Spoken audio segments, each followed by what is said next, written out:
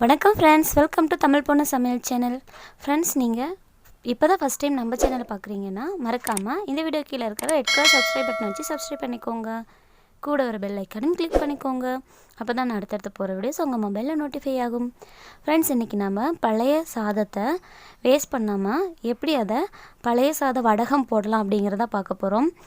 இதுக்கு சருவத்தில் வடித்து நீங்கள் தண்ணி ஊற்றி வச்சிருந்த சாதமாக இருந்தாலும் சரி, அல்லது குக்கரில் செஞ்சு வச்ச மீந்து போன சாதமாக இருந்தாலும் சரி, ரெண்டையுமே நம்ம இந்த மாதிரி வடகம் போட்டுக்கலாம். நீங்கள் தண்ணி ஊற்றி வச்சுருந்தீங்கன்னா இந்த மாதிரி எல்லா தண்ணியும் புழிஞ்சிட்டு வேற ஒரு பாத்திரத்தில் மாற்றிக்கோங்க. இப்போ நான் எல்லா தண்ணியும் புழிஞ்சிட்டு மாற்றிக்கிட்டேன். இதுக்கு 1 ஸ்பூன் மிளகாய்த்தூள், 1/4 ஸ்பூன் மஞ்சத்தூள், கொஞ்சம் சீரகம், 2-3 மிளகு, பூண்டு தட்டி போட்டது ஒரு 4 பல்லு, தேவையான அளவு உப்பு, இதெல்லாம் போட்டு நல்லா மிக்ஸ் பண்ணிக்கலாம். இதுக்கு தண்ணி எதுவும் ஊற்ற தேவையில்லை ஃப்ரெண்ட்ஸ், அதில் இருக்கிற தண்ணியே போதும். இது நல்லா நீங்கள் மைய பிசைஞ்சிக்கோங்க கையிலையே. அல்லது சாதம் ரொம்ப கெட்டியாக இருக்குது, தண்ணி ஊற்றாத சாதமாக இருந்தால் மிக்சியில் போட்டு கூட அடிச்சுக்கலாம். நீங்கள் இந்த பூண்டுக்கு பதிலாக வெங்காயத்தை தட்டி போட்டால் அந்த வெங்காய டேஸ்ட்டு வரும். பூண்டு தட்டி போடுறதுனால அது இன்னும் நல்லா ஃப்ளேவர் வரும். இப்போ நான் கையிலே பார்த்திங்கன்னா நல்லா பிணைஞ்சிட்டேன். கம்மியாக இருக்குது அப்படிங்கிறதுனால ஒரு பாத்திரத்தில் இந்த மாதிரி சின்ன சின்ன உருண்டைகளாக வச்சுக்க போகிறேன். இந்த மாதிரி வச்சு காய வச்சிங்கன்னா ஒரு 4-5 நாள் ஆகும். ஏன்னா உள்ளாரெல்லாம் நல்லா காயறதுக்கு ரொம்ப லேட் ஆகும்.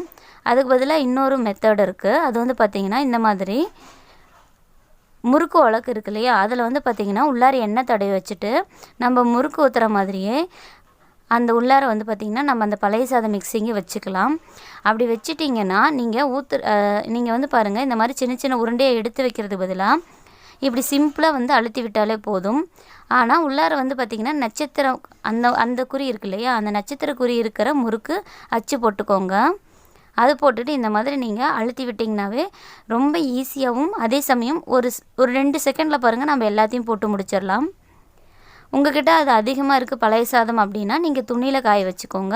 இல்லை கம்மியாக தான் இருக்குது அப்படின்னா இந்த மாதிரி ஒரு பாத்திரத்தில் ஒரு பிளேட்டில் கூட காய வச்சுக்கோங்க. அவ்வளோதான்.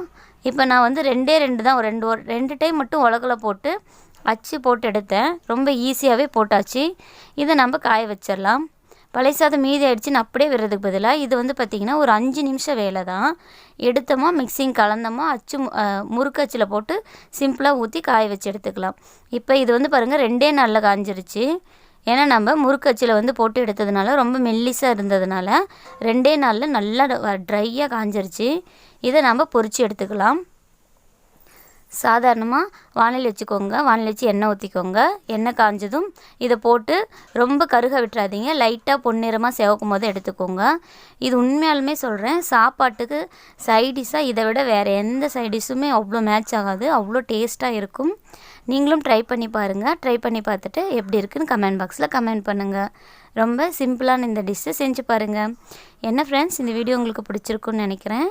பிடிச்சிருந்துச்சுன்னா நம்ம சேனல் தமிழ் பொண்ணு சமையலுக்கு ஒரு லைக் கொடுங்க. ஃப்ரெண்ட்ஸ் கூட ஷேர் பண்ணிக்கோங்க. மறக்காமல் கமெண்ட் பண்ணுங்கள். தமிழ் பொண்ணு சமையல் சேனலை சப்ஸ்கிரைப் பண்ணி வச்சுக்கோங்க. Thank you friends. தேங்க்யூ ஃபார் வாட்சிங்.